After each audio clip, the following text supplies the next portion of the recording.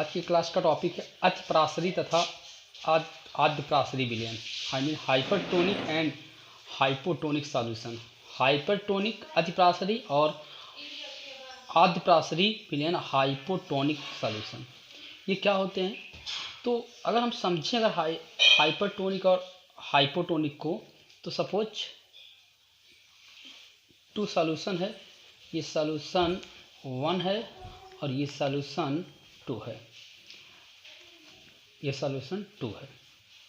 Solution 1 और solution 2 दो container दिए गए हैं। तो अगर हम देखें और दोनों के बीच एक अर्धपारगम झिल्ली SPM लगा दिए। क्या लगा दिए हैं? SPM, सेमी परमिएबल मेम्ब्रेन लगा दिए हैं। SPM को लगा दिए हैं तब, और एक तरफ सॉल्यूशन 1 एक तरफ सॉल्यूशन 2 है।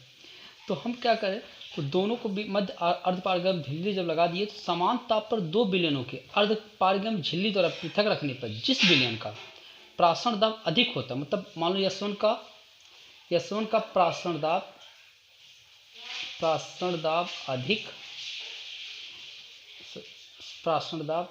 अधिक है सॉल्यूशन 1 का प्रासरण दाब अधिक तथा सॉल्यूशन प्रासरण दाब कम है। जिसका प्रासरण दाब अधिक होगा वह क्या होगा? अतिप्रासरी। जिसका प्रासरण दाब अधिक होगा सब विलयन होगा अतिप्रासरी विलयन होगा, और जिसका प्रासरण दाब कम होगा वो क्या होगा? आद्यप्रासरी विलयन होगा। तो जिस तरह से समान ताप पर दोनों का टेम्परेचर सेम हो, दोनों के मध्य एक सेमी परमिएबल मेम्ब्रेन लगाने पर दो विलयनों को अर्धपारगम झिल्ली द्वारा पृथक रखने पर जिस विलयन का प्रासरण दाब, तो सपोज सॉल्यूशन 1 का प्रासरण दाब अधिक है तो इसको अतिप्रासरी विलयन कहेंगे, और जिसका प्रासरण दाब कम होगा वो क्या? आद्यप्रासरी विलयन होता है। तो उसे अतिप्रासरी विलयन कहते हैं। जिस विलयन का प्रासरण दाब कम होता है उसे आद्यप्रासरी विलयन कहते हैं। तो इस तरह से हमारा अतिप्रासरी तथा आद्यप्रासरी विलयन समझ दैट साइड। अब इसके बाद देखो कुछ नोट पॉइंट है। नोट पॉइंट क्या है? अगर हम देखें, लाल रुधिर कणिकाओं में उपस्थित विलयन, मतलब लाल कणिका में जो विलयन होता है उसको NaCl के 0.16 नॉर्मलता वाले विलयन के साथ वह समप्रासरी होता है। मतलब ऐसा NaCl का ऐसा विलयन जिसकी 0.16 नॉर्मलता हो विलयन की, वह लाल रुधिर विलयन के साथ उनका प्रासरण दाब आपस में क्या होगा? समान होगा। और लाल रुधिर कणिकाओं में 0.16 N नॉर्मलता NaCl के विलयन में रखने पर लाल रुधिर कणिकाओं में कोई प्रभाव नहीं होता। मतलब लाल रुधिर कणिकाएं ना तो सिकुड़ती हैं ना तो फूलती हैं। इस तरह से इसके बाद आते हैं प्रतिलोम। अगला टॉपिक आज का जो है प्रतिलोम प्रासरण या क्या चीज़ है। तो प्रतिलोम प्रासरण को समझने के लिए आप लोग को मैं इस तरह से समझाऊंगा। सपोज प्रतिलोम प्रासरण क्या है, इसको व्युत्क्रम प्रासरण भी कहते हैं। प्रतिलोम प्रासरण क्या है? सपोज दैट एक SPM लगा दिया हमने, SPM, और इधर कम सांद्रता वाला विलयन है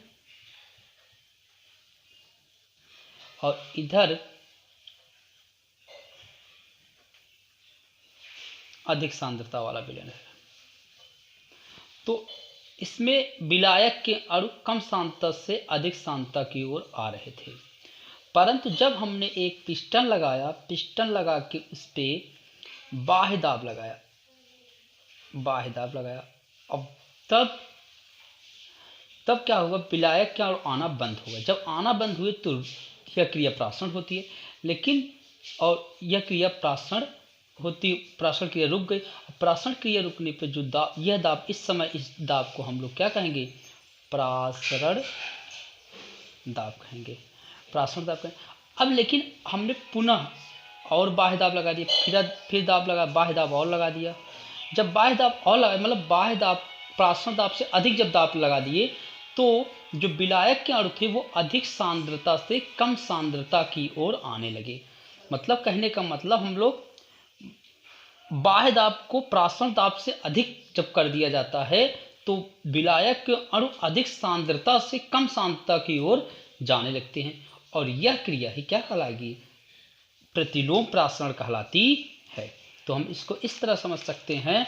अगर डिफाइन कैसे करेंगे, यदि प्रासरण दाब से अधिक दाब विलयन पर लगाया जाता है, प्रासरण दाब से अधिक दाब विलयन पर जब लगाएंगे तो विलायक के अणु विलयन मतलब अधिक सांद्रता से शुद्ध विलायक मतलब कम सांद्रता की ओर प्रवाहित होने लगता है। चूंकि यह प्रासरण क्रिया के विपरीत है, क्योंकि प्रासरण में कम सांद्रता से अधिक होती है, यहाँ पर अधिक सांद्रता से कम की ओर हो रहा, और इसलिए यह क्रिया प्रतिलोम प्रासरण या व्युत्क्रम प्रासरण कहलाती है। इस प्रक्रम के द्वारा, इस प्रतिलोम प्रासरण के द्वारा हम समुद्री जल से पीने योग्य जल को प्राप्त किया जाता है। ये रहा आपका प्रतिलोम प्रासरण। आज की क्लास में आप लोग को मैं कॉलिगेटिव प्रॉपर्टी ख़त्म कर चुका हूँ, और इस तरह से आज पूरी तरह कॉलिगेटिव प्रॉपर्टी कंप्लीट हो चुकी है। अब इसके बाद हम एनसीईआरटी के इंडेक्स क्वेश्चन को और एक्सरसाइज के क्वेश्चन को, कॉलिगेटिव प्रॉपर्टी से रिलेटेड क्वेश्चन सॉल्व कराए जाएंगे नेक्स्ट वीडियो में। Okay, thank you.